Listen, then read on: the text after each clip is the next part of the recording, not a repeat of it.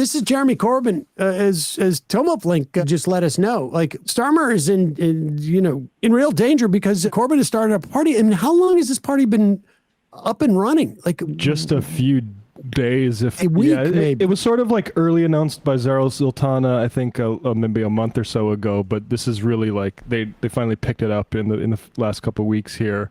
And just to remind people who Jeremy Corbyn is, he was the Labour leader, and then him and his wing of the party, after leading to a massive surge in membership around 2017, were purged out of the party out of, I think, spurious, I would say, anti-Semitism charges. You can look at the Al Jazeera Labour Files documentary for more on that. And now that he's been removed from the party, and the current Labour Party is supportive of Israel during this whole genocide, now people are looking for an alternative. And am I mistaken in reading that Labour was extending the ability to vote to even younger people in the UK, to 16 and 17-year-olds, adding them too? That was supposed to be to their benefit. But if Corbyn is like, he's starting his own party that's explicitly anti-genocide, it could be really not something that would go well for Labour. Could be the end of the Labour Party. We're going to decide when we had all the responses, and so far the response rate has been massive. They've been coming in at 500 a minute wanting to support and join the new party, and we're open with suggestions for names. So if you've got a good suggestion, bring it on. I want it to be something that's inclusive, effective to mobilise people and bring people in, and so we're looking at all that, but it'll be short and inclusive, and so any ideas out there, I'm ready to receive them. How does that work? Do you have a short list of names? We will obviously have to run it down to a short list, and there will be a founding assembly later this year, and that will finally conclude on the name. So the name is well in place before the end of the year. At the moment, though, we want to get the message out there. This is a party about peace, about justice, about equality, and challenging the issues of child poverty in our society while we're spending much more on armaments.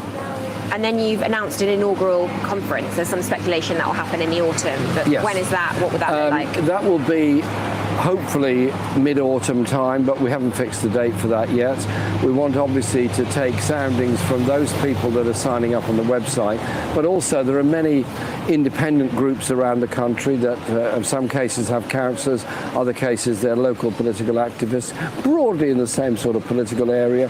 They've all got to be brought on board as well. And so the idea is that we announce this today, we announce the broad framework, a lot of support's coming in, and I'm doing a lot of meetings and events all around the country over the next week or so, and then through August and September, a lot more. Just on paper, it's a big deal. It's a big deal. I mean, I'm looking at YouGov. They kind of have a rolling poll analysis of favorability in the UK. I mean, Keir Starmer, since the general election, when he was basically even with favorability and unfavorability, is at 67% unfavorable and 23% favorable. Donald Trump just hit his second. I'm sure that'll be helped by his traveling around holding Donald Trump's golf bag. Yeah, I mean, it's Gallup last week had a poll here in the U.S. That Trump's approval has now gotten to 37%, and the lowest in his first term that Gallup recorded was 34%.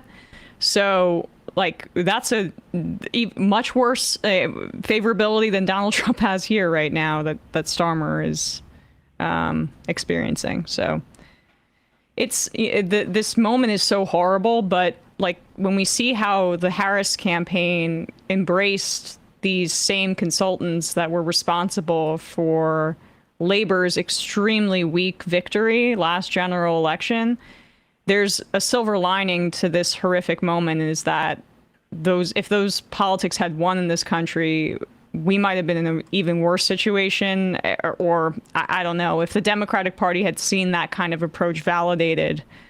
They would have done the same thing. They would have attempted to purge. I mean, just like they did in 2018 with Ilhan and going after her. They would have tried to purge the pro-Palestine people out of it if Harris. They're trying to do it now with Mamdani. I mean, that's the thing, is I don't know what their reaction would be any different. That's the I don't. Fair enough. I don't believe there's like this body politic that needs to be encouraged or not encouraged. It just makes how easy their job is to sell and to attempt to delude themselves. I mean, when Corbyn was kicked out of Labor, they certainly, the Democrats or the establishment, the punditry certainly said, like, this, look what's happening in England.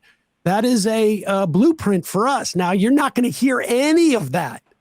They only will ever cite these things when they work in their favor, whether they're successful or not. I think it's just a matter of them maintaining their jobs at any given point. I don't there's no.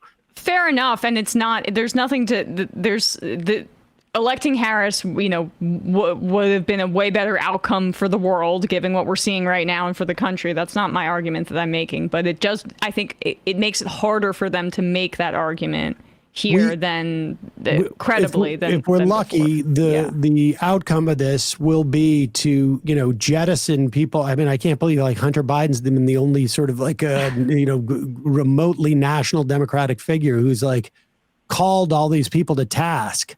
You don't even hear the people who are supposedly calling for a different Democratic Party to actually, we know the names of these people. We know it's the Pluffs and the whole team associated with Harris and Biden, for that matter. And we know it's the Rahm Emanuels. We should be here, Democrats, outwardly saying, Rahm Emanuel, stay retired. Go just work on whatever corporate boards you're working on and stay out of it. Speaking of, I would just say real quick on that, the Reform Party that's currently leading the polls, led by Nigel Farage, has only existed since 2018.